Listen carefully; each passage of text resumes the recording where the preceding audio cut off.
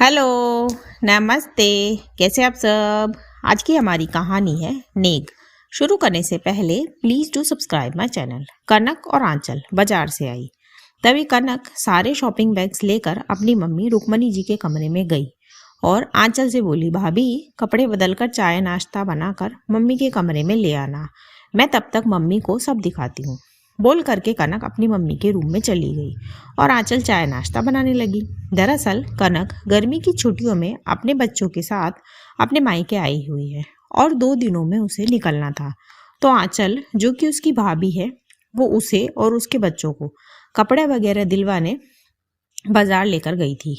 आंचल की फैमिली में उसके पति अजीत के साथ उसके सास ससुर रुक्मणी जी और दिवाकर जी भी है और कनक उसकी नंद है। जैसे ही आंचल चाय नाश्ता लेकर रुक्मणी जी के रूम में गई, वैसे ही रुक्मणी जी बोली, अरे आंचल, तुमने 2 ही साड़ी दिलवाई मेरी बेटी को और बच्चों को भी 2-2 जोड़ी कपड़े दिलवाए बस, और जवाई जी को भी 1 ही जोड़ा दिलवाया। अरे ये साल में 1 ही बार तो रहने आते हैं, उसमें भी तुम इतनी कंजूसी कर रही हो। बहन बेटियों को देने से तो बरकत होती है, इनके आशीष से तो भंडार बढ़ते हैं। और कौन सी ज्यादा नंद है तुम्हारी, 1 ही तो नंद है। आप कह देती हूँ, कपड़े तो जो दिला दिए सो दिला दिए, नेक कम से कम 2100 देना, ताकि ये अपनी मर्जी से कुछ खरीद ले।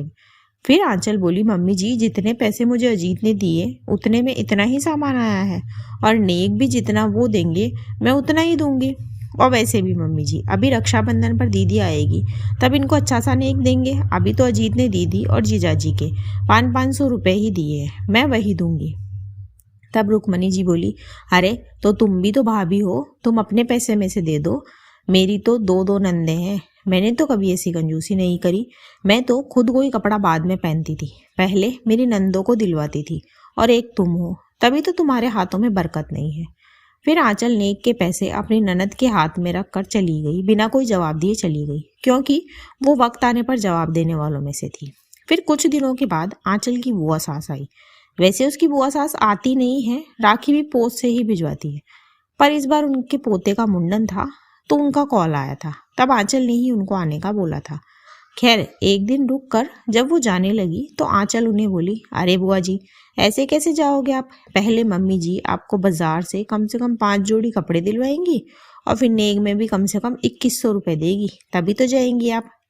अब आंचल ने ये सारी बातें रुक्मणी जी, दिवाकर जी और अजीत सबके सामने गई थी। दिवाकर जी तो ये सब सुनकर मुंह दबाकर हंसने लगे और रुक्मणी जी को तो मानो काटो तो खून नहीं। जबकि रुक्मणी जी ने तो घर में से ही एक साड़ी निकाल कर रखी थी अपनी नंद को देने के लिए। अब ये सब सुनते ही रुक्मणी जी का चेहरा एकदम सफेद पड़ गया। फिर बुआ जी बात को संभालते हुए बोली, अरे नहीं नहीं बेटा, जब मुंडन में आओ इतना तो तब देना, और मैं कौन सा लेने आई हूँ, वो तो तुमने कहा आने को तो मैं चली आई। ये सब सुनकर रुक्मणी जी समझ गई कि आंचल ने उनकी नंद को क्यों बुलवाया है। फिर आंचल बोली, अरे ना बुआ जी, बहन बेटियों को देने से तो भंडार बढ़ते हैं, बरकत होती है, और हमारी मम्मी जी तो ऐसी है, खुद कोई कपड़ा बाद में पहनेगी, पहले बहन बेटियों को दिलवाती है। मुझे भी मम्मी जी यही सब कहती है। अब रुक्मणी जी मरती क्या ना करती, उनको अपनी ननद को ये सारा नेक देना पड़ा।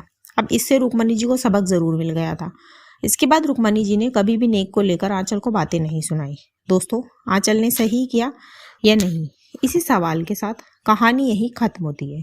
कहानी आपको कैसी लगी मुझे कमेंट बॉक्स में ज़रूर बताएं। ऐसी ही और कहानियाँ सुनने के लिए मेरे चैनल KNY के हिंदी कहानियाँ को सब्सक्राइब ज़रूर करें। थैंक यू सो मच दोस्तों, thanks for watching. Do like, share and subscribe my channel. Thank you so much.